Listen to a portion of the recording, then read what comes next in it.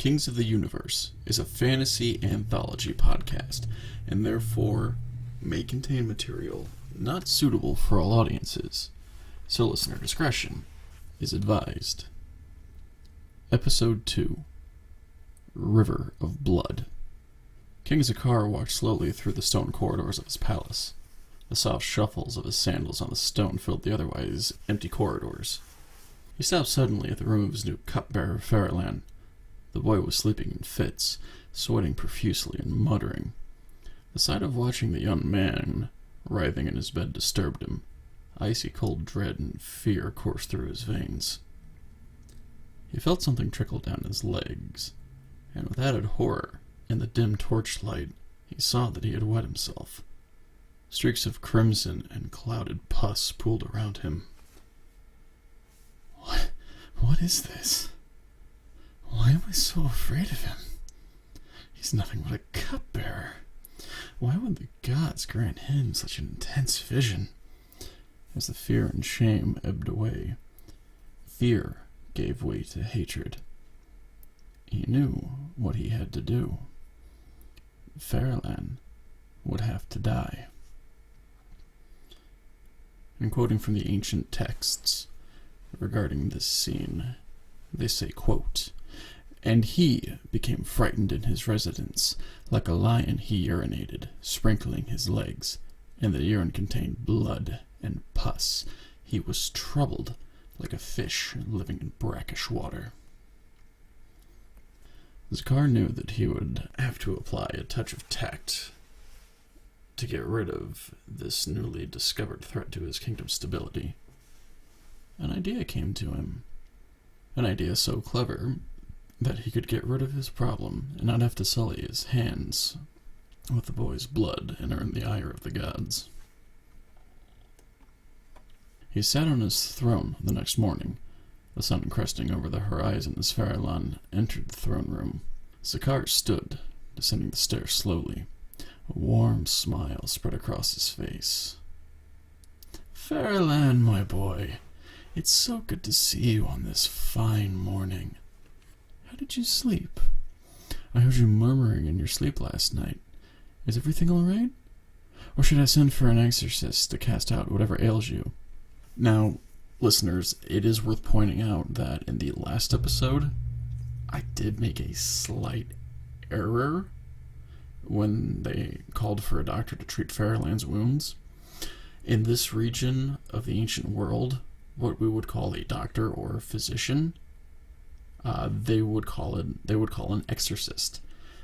In those distant days, it was generally believed that ailments of all kinds were brought on by malicious spirits or demons. Feralan blinked, shaking his head slowly. "No, my king. I am well. It was merely a dream, a vision." Zacar's ears twitched. "By all means, sit with me and tell me about your dream. I can always tell my astrologers about your dream, and they could help us interpret it."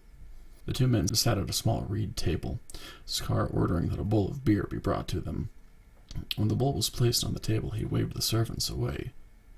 He waited until Feralan took the first sip out of one of the reed straws before drinking himself. The beer was sweet. The golden liquid shimmered in the sunlight as the flavor of date palms danced on their tongues. A king must always have the best.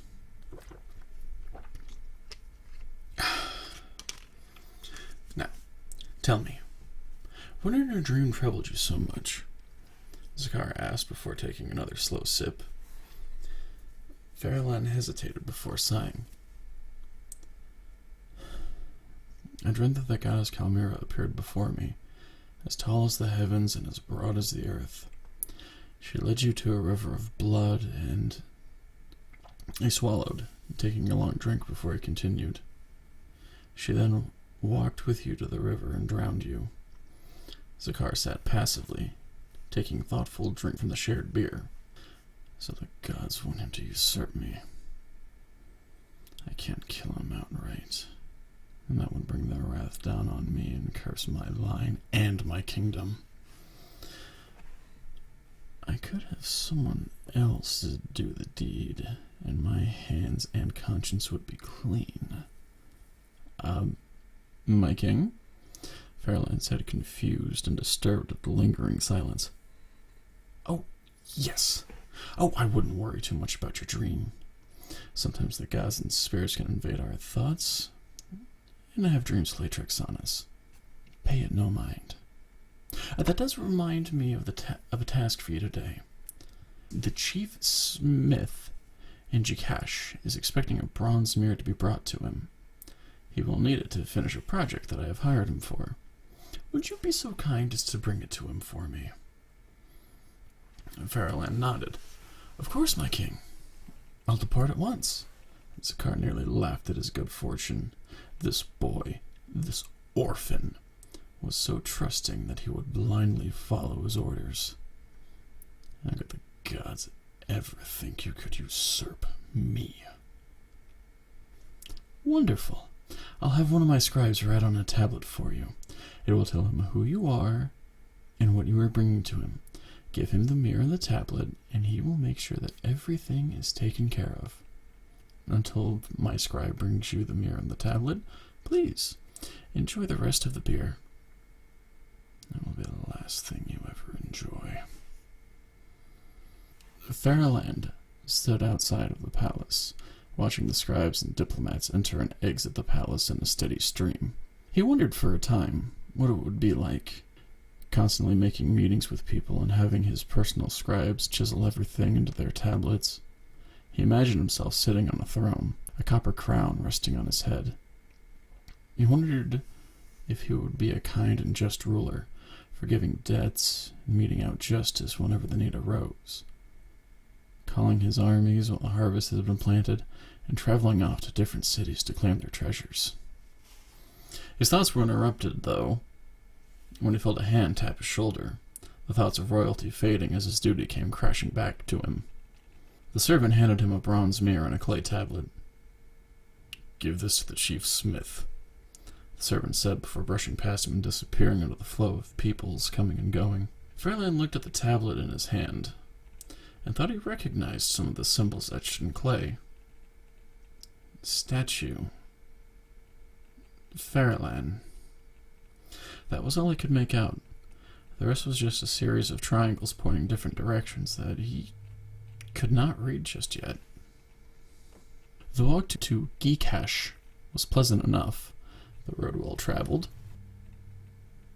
He had even ran into a merchant hoping to win favor with the gods by offering some of his surplus crops and beer.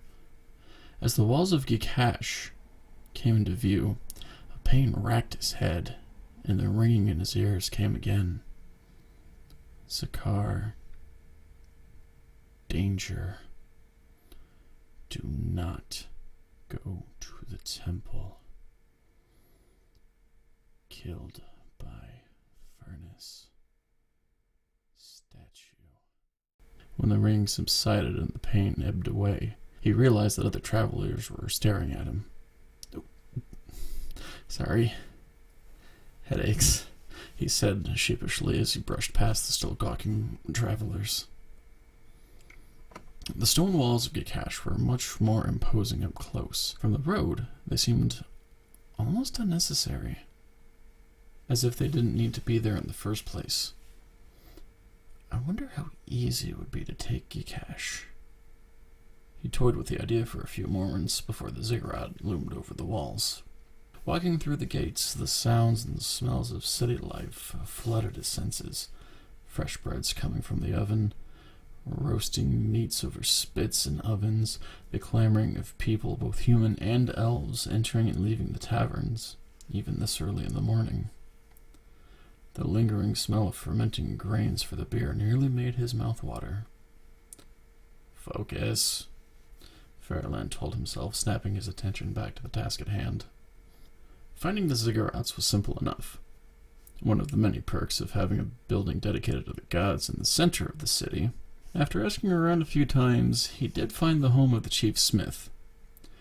He made a motion to try and open the door, but stopped himself. And that voice from before. he thought, his mind racing back to the voice that called to him on the road. That voice said something about danger. And it was the same voice I heard when I fought that thing. He beat on the door quickly, leaving the mirror and the tablet in front of the door before walking back to the streets. He stood there for a few moments. When he saw whom he assumed must have been the Chief Smith open the door, look around once or twice before looking down and taking the tablet and mirror inside with him. With his task complete, he had headed back to the city gate, his mind racing with worry and thoughts about what the voice had told him. Why am I in danger? He thought, watching his feet as he made his way back to Zacar's palace. He stopped suddenly, nearly falling over, when he realized that he had collided with someone.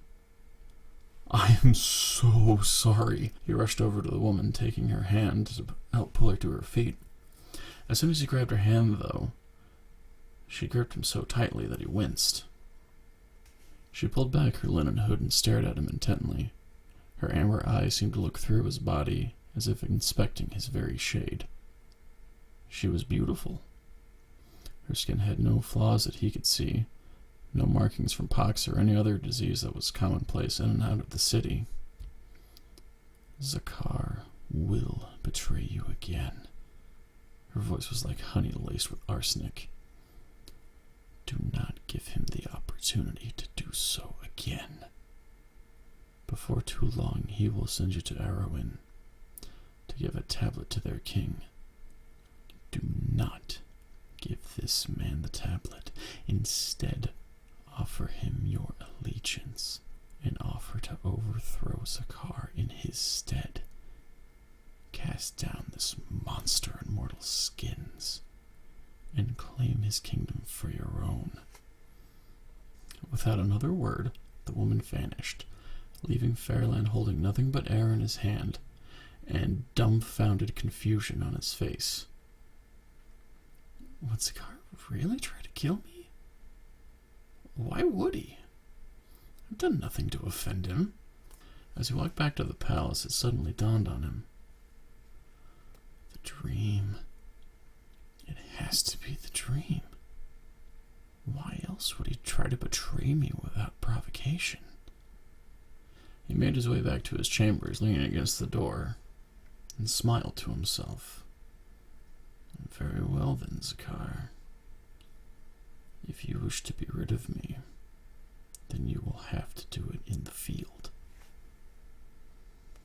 Well, looks like things are starting to get interesting, doesn't it? I wonder what Zacar is going to do when he sees that our friend Feralan has made it back safely and is now getting ambitious ideas of his own. But I'm sure we'll find out soon enough. As I'm sure you've noticed, there was a small break in our story when Zacar found Feralan having his dream. That's because the text after my rendition of that scene is what has survived from the original sources. I am still toying with the idea of starting or ending the show with a reading of the relevant text. I'm personally thinking about having it at the beginning, but let me know what you think by sending me an email at kingsoftheuniversepod@gmail.com. There is one other thing before we leave for the time being. Next Friday, June 23rd, 2023, there will not be an episode published that week. In this story, we're talking about what happens in the cradle of civilization. Well, next week I'll be going out of civilization on a camping trip with some family. Until next time, stay safe out there, and I will talk to you soon. Kings of the Universe was written, performed, and edited by Matthew Jordan. If you enjoy the show and like to get live updates as to when the next episode airs, go ahead and give me a follow on Spotify or wherever you listen to your podcast, and why not give me a review while you're at it. Thanks.